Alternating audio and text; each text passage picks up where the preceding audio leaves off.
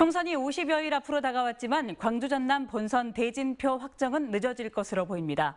선거구 획정을 위한 국회 논의 창구가 사실상 막혀 있고 민주당 경선 결과도 순차적으로 발표되면서 이번 달 안에 후보 윤곽이 나오기는 쉽지 않을 전망입니다. 주현정 기자가 보도합니다. 오는 수요일 재외 선거인 명부 작성을 시작으로 4.10 총선이 카운트다운에 들어갑니다.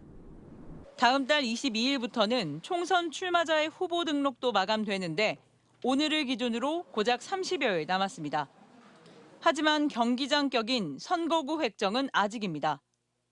현행법상 선거 1년 전에 끝나도록 돼 있지만 21대 총선에서는 39일 전, 그에 앞선 국회의원 선거에서도 40여일을 겨우 남기고 합의를 봤습니다. 여야는 이달 29일로 예정된 임시국회 본회의를 1차 마지노선으로 잡고 있지만 이를 위한 협상 테이블조차 마련되지 않고 있어 접점 찾기가 쉽지 않을 전망입니다. 특히 담양 한평 장성 영광, 고흥보성 자흥 강진을 제외한 나머지 8곳이 통합되거나 나뉘어지는 전남은 안개 속 상황이 답답하기만 합니다. 사정이 이렇다 보니 총선 대진표도 더디게 채워지고 있습니다.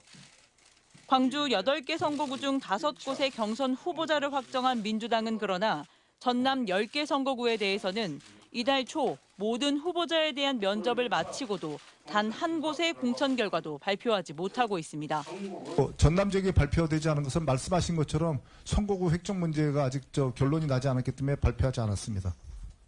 국민의힘은 현 선거구획을 기준으로 여수, 갑 단 한 곳에 대한 단수 공천만 확정했을 뿐입니다. 선거구 획정이 늦어지면서 예비 후보자들의 속은 타들어갑니다. 양 정당의 전남도당은 유권자와 입후보 예정자에 큰 혼란을 주고 있다며 조속한 선거구 획정과 조정 최소화를 주장하고 있습니다. 무엇보다도 선거일이 임박해서야 후보자를 알 수밖에 없는 유권자들은 후보자의 검증 권리를 침해받고 있어 피해가 가장 클 수밖에 없습니다. 선거 때마다 반복되는 선거구 획정 지연 문제. 시민들의 정치 불신과 무관심만 키우는 꼴이라고 유권자들은 말합니다. MBC 뉴스 주현정입니다.